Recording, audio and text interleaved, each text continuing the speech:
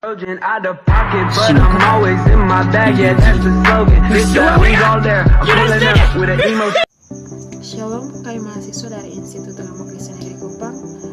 Video ini dibuat untuk menyelesaikan salah satu tugas kelompok mata kuliah manajemen untuk pendidikan dengan dosen pengampu Ibu Yanti YSOL MPD. Kami dari kelompok 3 terdiri dari 4 anggota kelompok yang masing-masing saling bekerja sama untuk memenuhi tugas kelompok ini.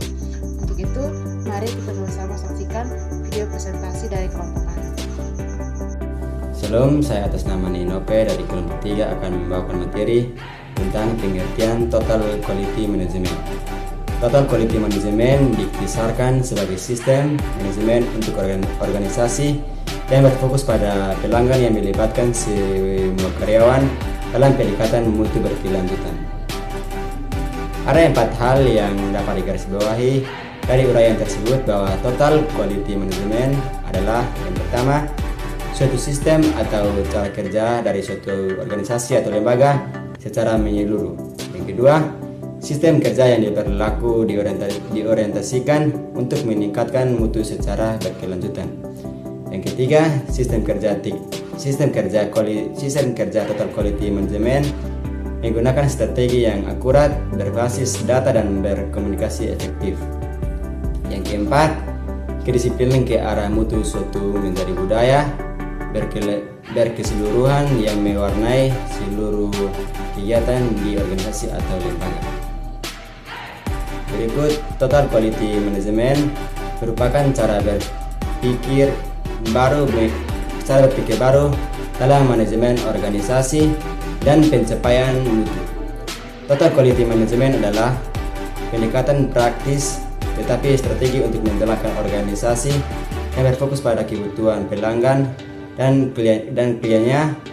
45 Total Quality Management adalah filosofi kerja yang terbukti menjamin kelangsungan hidup di kompetisi kelas dunia. Sistem kerja TQM tidak mengenal kata akhir, selalu berproses memperbaiki keadaan berdasarkan umpan balik pelanggan. TQM bermula dari AS pasca Perang Dunia Kedua, ketika ahli statistik AS W. Edward Deming membantu para insinyur dan teknis Jepang menggunakan teori statistik untuk memperbaiki mutu produksi. Suatu perangkat yang sebelumnya diremehkan oleh perusahaan di Amerika, Deming memperkenalkan statistical quality control kepada para pemimpin perusahaan Jepang. TQM menjadi pendekatan manajemen yang mencakup filosofi dan metode yang membantu organisasi mengelola perubahan dan mengatur agenda peningkatan mutu produk atau jasa yang mereka hasilkan atau tawarkan untuk menjawab tuntutan pelanggan. Filosofi TQM untuk menjawab tuntutan pelanggan. Filosofi TQM adalah peningkatan mutu secara bertahap dan berkesinambungan untuk memenuhi atau bahkan melampaui kebutuhan dari pelanggan.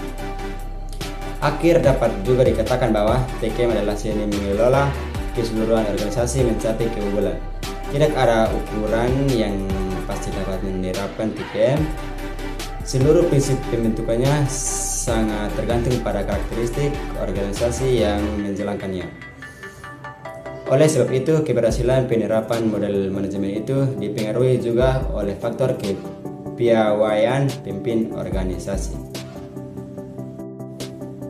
TQM juga dapat didefinisikan sebagai filosofi dan serangkaian tolak ukur yang mewakili fondasi organisasi yang terus meningkat. Total Quality Management mengaplikasikan metode kuantitatif dan sumber daya manusia untuk meningkatkan semua proses dalam suatu organisasi untuk melampaui kebutuhan pelanggan saat ini dan di masa depan. Total Quality Management menjadi cara berpikir baru dalam manajemen organisasi. Dengan paradigma diorganisasikan menjadi customer oriented. diorganisasikan berdasarkan proses, dijalankan oleh tim kerja dan diarahkan secara harmonis.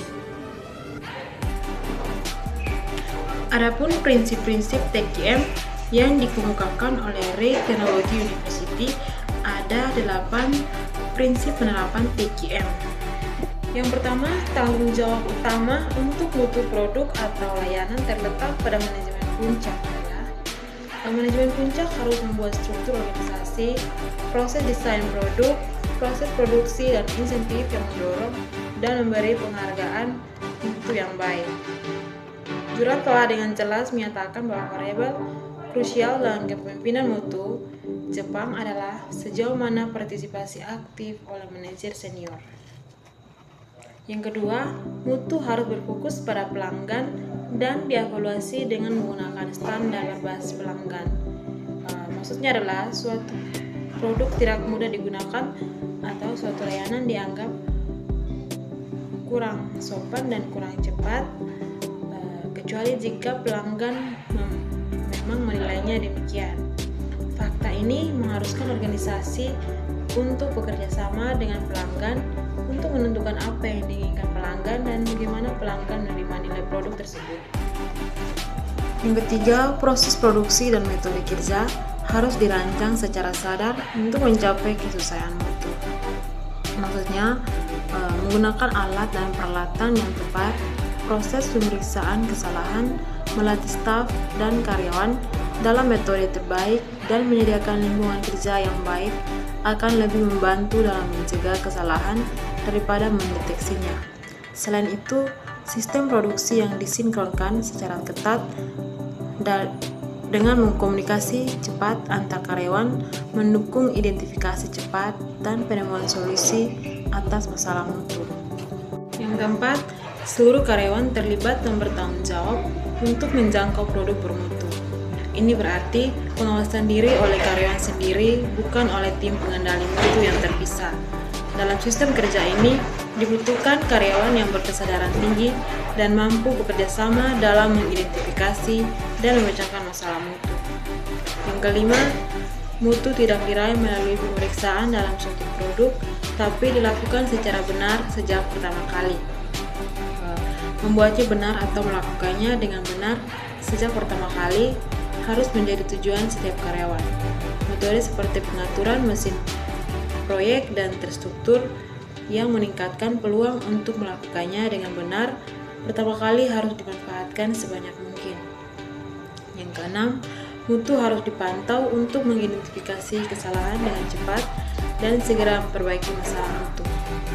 Metode statistik dapat memainkan peran yang berguna dalam memantau mutu dan mengidentifikasi kesalahan dengan cepat. Tetapi inspeksi diri dan penilaian pekerjaan oleh karyawan dan penilaian mutu pelanggan adalah komponen penting dari mekanisme pemantauan mutu. Ketujuh, organisasi harus mengupayakan perbaikan terus-menerus. Mutu produk yang unggul adalah hasil dari upaya para karyawan untuk memperbaiki mutu dan produktivitas produk secara berkelanjutan menggunakan pengalaman dan eksperimen. Namun, perbaikan berkelanjutan tidak terjadi dengan sendirinya. Struktur organisasi, prosedur kerja, dan kebijakan harus ditetapkan untuk mendukung dan mempercepat perbaikan berkelanjutan. Yang kedelapan, perusahaan atau lembaga harus bekerja dengan penyuplai dan memperluas program TQM kepada mereka untuk memastikan mutu input. Jika penyuplai menyediakan komponen, bahan, atau barang bermutu rendah, perusahaan pembeli tidak akan mungkin mencapai tingkat mutu tinggi untuk barang dan jasa yang dihasilkannya. Tentang penerapan prinsip TQM pada lembaga pendidikan Islam. Filosofi TQM memang bermula dari dunia bisnis dan manufaktur. Namun seiring tuntunan perkembangan zaman, masyarakat pelanggan pendidikan pun menginginkan kepastian tentang mutu pelayanan pendidikan yang mereka peroleh dari lembaga pendidikan. Alasan keberadaan lembaga pendidikan dan reputasi lembaga pendidikan yang berorientasi pada mutu tentunya akan fokus pada peserta didik dan bukan pada tataran internal yang ada di dalam. dan berkesinambungan, sehingga pendidikan sebagai jasa yang berupa proses pembudayaan sesuai dengan dan bahkan melebihi kebutuhan para pelanggan, baik masa kini maupun masa yang akan datang. Pemikiran penerapan TKM di lembaga pendidikan sudah dikemukakan oleh banyak penulis. Salah satunya Arcaro yang menawarkan 5 pilar dalam pembangunan TKM di lembaga pendidikan. 5 pilar tersebut adalah: yang pertama, fokus pada pelanggan; yang kedua, keterlibatan total; 3, pengukuran; keempat, komitmen; dan yang kelima, perbaikan berkelanjutan. Mengubah budaya. Menurut Deming, TKM adalah filosofi manajemen yang membutuhkan perubahan budaya total dari manajemen tradisional ke gaya manajemen perbaikan berkelanjutan dari organisasi yang bersangkutan. TKM menandakan terjadinya perubahan paradigma tentang bagaimana menyusun suatu organisasi dan mengelola orang di dalam organisasi tersebut. Oleh sebab itu, TKM membutuhkan perubahan budaya. Perubahan ini sangat sulit untuk dilakukan dan membutuhkan waktu cukup lama untuk mengadaptasikannya. TKM bukan program sehari, 2 hari atau bulanan, melainkan proses kerja yang tak berujung. Tekad memilih dan menerapkan TKM adalah keputusan strategis yang harus menjadi kesamaan perilaku di antara anggota organisasi atau lembaga dalam jangka panjang. Keputusan itu berimplikasi pada perubahan sikap dan metode kerja. 2 kondisi yang dianggap membantu karyawan untuk menghasilkan mutu. Yang pertama, karyawan membutuhkan lingkungan yang mendukung untuk bekerja. Seluruh staf membutuhkan sistem dan prosedur kerja yang sederhana dan membantu mereka dalam menyelesaikan tugas mereka. Lingkungan yang mengelilingi karyawan berdampak besar pada kemampuan mereka untuk menyelesaikan tugas dengan baik dan efektif. Yang kedua, kepemimpinan yang mampu mendorong bawahan bekerja secara antusias. Untuk melakukan pekerjaan dengan baik, staf membutuhkan dorongan dan pengakuan atas keberhasilan dan prestasi kerja mereka. Mereka pantas mendapatkan pemimpin yang menghargai prestasi mereka. Sebelumnya, bawahan perlu mendapatkan pelatihan yang memadai untuk keberhasilan yang lebih besar. Gaya kepemimpinan yang relevan dapat memotivasi staf atau karyawan melakukan pekerjaan dengan baik, serta suasana yang dapat meningkatkan harga diri dan memperdayakan mereka.